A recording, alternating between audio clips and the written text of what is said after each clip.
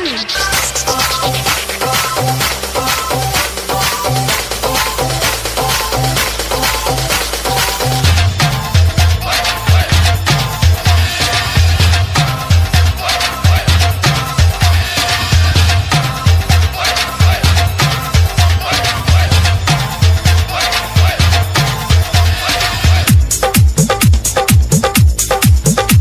रे सुन छौरी बंगाली नाच तू हाली हाली, नाच तू हाली हाली, नाच तू हाली हाली। रे सुन छौरी बंगाली नाच तू हाली हाली, रे सुन छौरी बंगाली नाच तू हाली हाली हाली। नमरी पंसवा देह बुचुस वाले होठ लाली है। रे सुन छौरी बंगाली नाच तू हाली हाली, नाच तू हाली हाली, नाच तू हाली हाली। रे सुन छौरी बंगाली नाच तू हाली हाली, रे सुन छौरी बंगाली नाच तू हाली हाली हाली हाली।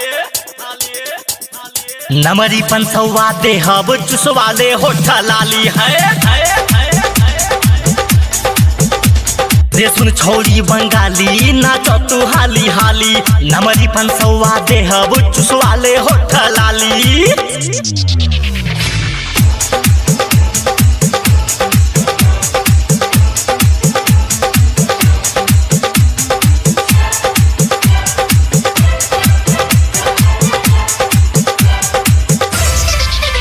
ऐलू नाचे तारापुर गाँवे, ऐलू नाचे तारापुर गाँवे, हिला के कमर मचा द कहर। ऐलू नाचे तारापुर गाँवे, धीरे धीरे से हिलैबू त बवाल होई, ऊपर नीचे ना दिखैबू त मार होई।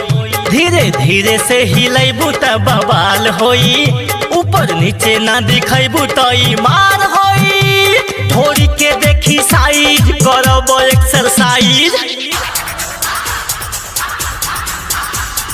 तोहरे खातिर रानी लुटाइब हम जवानी, लुटाइब हम जवानी, लुटाइब हम जवानी। रे सुन छौरी बंगाली नाच तू हाली हाली, नमरी पंसवा देह बुचुस वाले होठ लाली।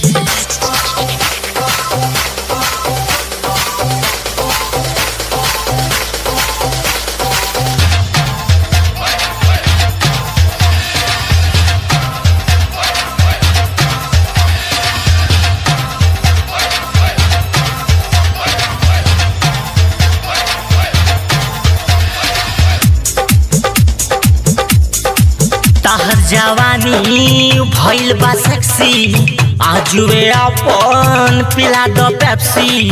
नाही मिरिंडा नाही लिमका, तोड़ द चौकी लगा के ठुमका। मुंगेर जिला के हम लाल होई ठोक दे हम, तोहरा ढोरी पे समयाना चौप घोप दे हम। मुंगेर जिला के हम लाल होई ठोक दे हम, तोहरा ढोरी पे समयाना चौप घोप दे हम।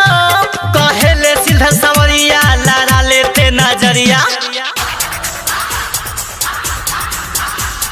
राइटर अमरजीत के बन जा तू दुल्हनिया, बन जा तू दुल्हनिया, बन जा तू दुल्हनिया। रे सुन छौरी बंगाली नाच तू हाली हाली, नमरी पंसवा देह बुचुस वाले होठ लाली।